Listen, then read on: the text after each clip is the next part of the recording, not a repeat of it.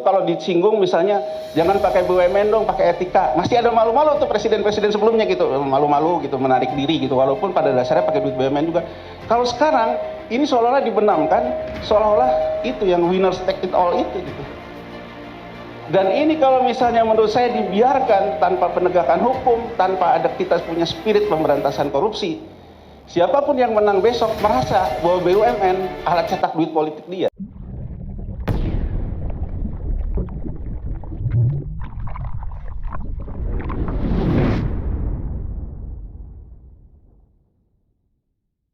Nah, dan kalau kita kembali ke krisis 98 kan memang dimulai dari sektor keuangan. Nah, tapi belajar dari krisis tahun 98, banyak kalangan yang mengatakan bahwa sektor keuangan sekarang tuh sudah jauh lebih kuat ya. Terbukti waktu krisis global tahun 2008 kita selamat. Sekarang sudah ada juga Komite Stabilitas Sistem Keuangan. Lalu kalau kita lihat kemarin waktu krisis pandemi itu lihat dari indikator-indikator perbankan kayaknya baik-baik saja gitu ya.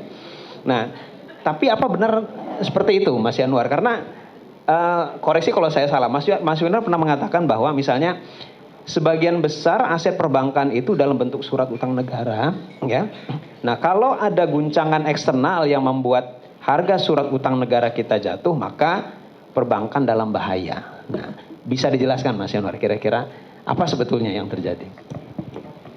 Mas Faisal, Bang Rijal, Bang Faisal, Mbak Vivit dan Pak Laude. Mungkin tadi Bang Rizal udah kepada pelaku reformasi gitu juga Bang Faisal ya. Mungkin saya ingin mulai dari pertanyaan Mas Faisal moderator. Sebetulnya gini, apa sih yang beda? Tadi Bang Faisal udah bilang sih bahwa zaman Pak Harto kredit bank loannya bank itu masih 60%, sekarang 40%. Jadi kita ini sekarang masuk betul-betul ke eranya sekuritisasi, eranya capital market, eranya investment bankers gitu. Jadi kalau mau jadi bankir gitu ataupun mau jadi direksinya bank BUMN, yang dilihat kan dia jagoan sebagai investment bankersnya. Artinya ngelola treasury, ngelola surat berharga, jagoan restrukturisasi kredit, bukan memberikan kredit. Nah, beberapa kalangan perbankan selalu bilang bahwa karena kalau misalnya kasih kredit, kreditnya jadi kredit macet, kriminalisasi. Tapi apakah artinya bahwa kita memang sudah tidak peduli lagi bagaimana sektor realnya supaya sehat?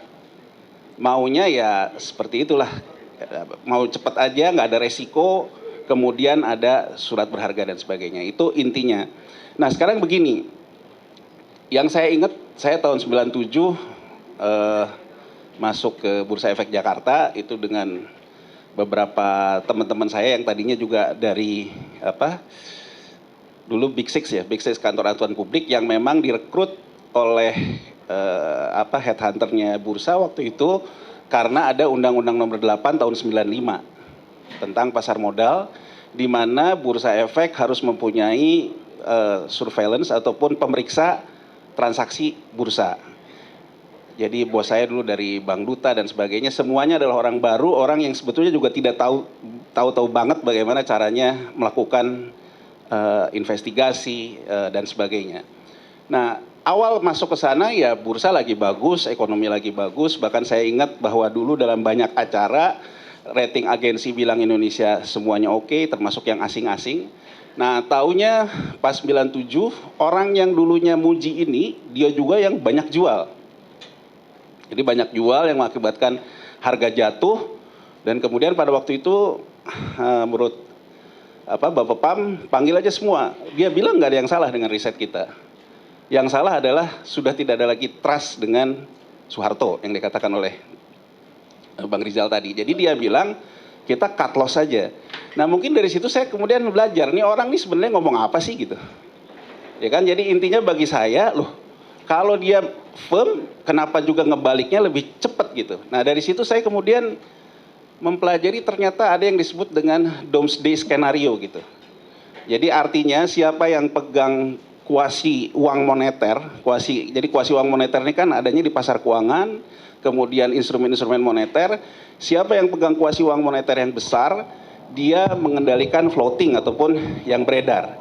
Nah dia membutuhkan isu besar juga untuk dia mengambil, jadi dia membutuhkan juga isu besar untuk melakukan yang namanya profit taking ataupun juga ambil untung.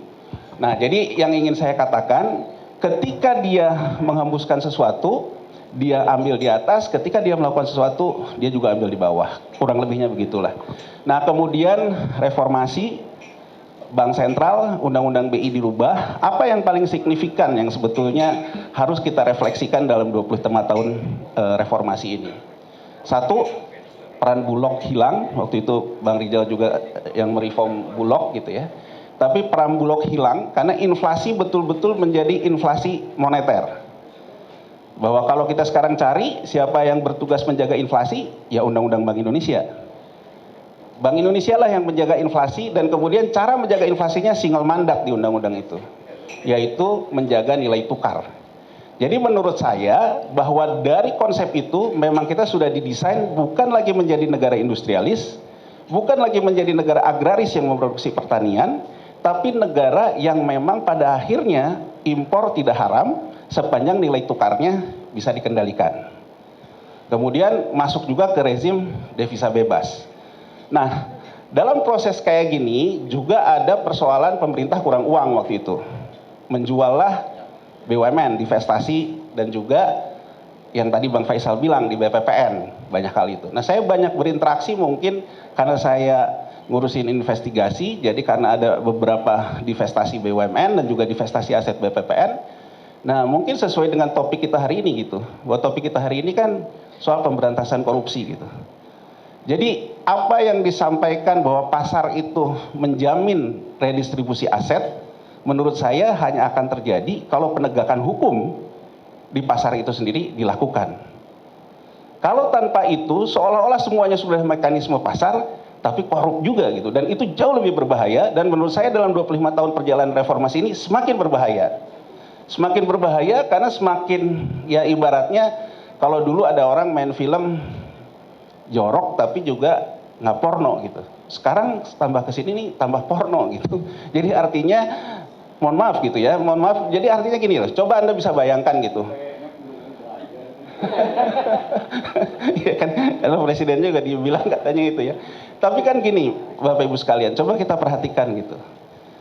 Dulu gitu, saya ingat betul waktu BPPN dulu di bawah Menteri BUMN juga, menterinya Pak Laksamana Soekardi, atau Bu Mega presiden, gitu ya. Satu yang saya ingat BCA, ya BCA waktu itu saya masih di dalam, Bang Faisal, ada Mas Derajat Wibowo dan sebagainya, juga Lin Ciwei yang sekarang udah itu gitu. Jadi kemudian menulis di Kompas bahwa terjadi pengaturan harga BCA. Nah, saya dipanggil rapat pimpinan Bapam SRO kalau dulu namanya. Jadi artinya antara Bapam dan bursa. Semua mengatakan bahwa wah ini transaksinya gede. Floatingnya juga besar. Jadi floating itu artinya saham publiknya juga besar. Kalau harga ini misalnya diatur, siapa yang ngatur? Karena tidak mungkin diatur. Tapi seperti juga yang Bang Rizal tadi kemukakan, menurut saya setiap pimpinan itu hanya peduli terhadap politik. Jadi yang dihitung waktu itu adalah, karena Pak Kwik juga nulis, yang dihitung oleh pimpinan pada waktu itu adalah, pertanyaannya mungkin dalam bahasa Jawa adalah kira-kiranya adalah apakah Gus Dur mau diganti Mega gitu. Kalau jawabannya diganti Mega, ya udah ikutin aja nih yang apa dikatakan Pak Kwik nih, jangan sampai kita nggak periksa gitu. Jadi inilah tabiatnya emang begitu Bang. Jadi tabiatnya memang orang ngelihatnya bahwa wah kalau terjadi perubahan saya gimana gitu. Nah diperiksa ternyata setelah diperiksa memang terjadi beberapa indikasi kuat memang terjadi pengaturan harga. Apa itu pengaturan harga? Karena yang dilepas adalah saham. Jadi ada bedanya nih antara divestasi dan modal penerbitan saham baru. Yang dilakukan adalah divestasi, menjual saham lama, saham pemerintah yang ada dari bailout BCA, misalnya dari bailout segala macam. Itu kan mendivestasi itu. Nah, divestasi untuk perusahaan yang sudah di publik itu ada aturannya. 45 hari harga rata-rata di bursa. Ini harga diatur turun. Diatur turun sehingga pada waktu itu isunya adalah harga ini dibuat murah karena diatur harganya turun ke bawah.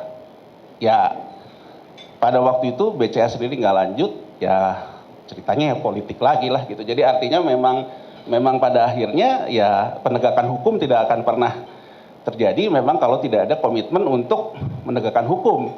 Nah, sepanjang saya kemudian ya sampai sekarang sejauh ini ya ujung-ujungnya ya kalau semua kebagian ya susah juga kan. Jadi artinya kalau semuanya kebagian apalagi uang-uang politik juga dari situ gitu kan ya susah gitu. Tidak akan mungkin ada penegakan hukum, Indosat dan sebagainya. Masuk ganti Megawati. Saya ingat betul gitu. SBY itu narasinya adalah perubahan. Jadi salah satu serangan ke Megawati itu menjual BUMN. Termasuk divestasi BUMN. Jadi pesannya tuh seolah-olah dia akan melakukan perubahan itu dan Megawati kalah, SBY naik, nggak lama dia melakukan hal yang sama. Jadi menurut pandangan saya, mungkin buat adik-adik mahasiswa di sini, pemilu ini jangan sampai cuman orang yang sama, cuman ngomongnya apa, pada akhirnya cuman ya sama juga gitu kelakuannya. Jadi dari cuman gonta-ganti bandar aja gitu. Jadi yang dulu siapa yang ngatur, sekarang dia yang ngatur gitu. Nah, ada waktu itu divestasi PGN, ya divestasi PGN, kemudian juga harganya diatur dan sebagainya. Nah, saya cukup heran juga gitu pada waktu itu, saya dipanggil juga. Saya udah di luar bursa, saya udah keluar dari BEJ, saya dipanggil juga oleh kejaksaan, ditanya dan seperti BAP.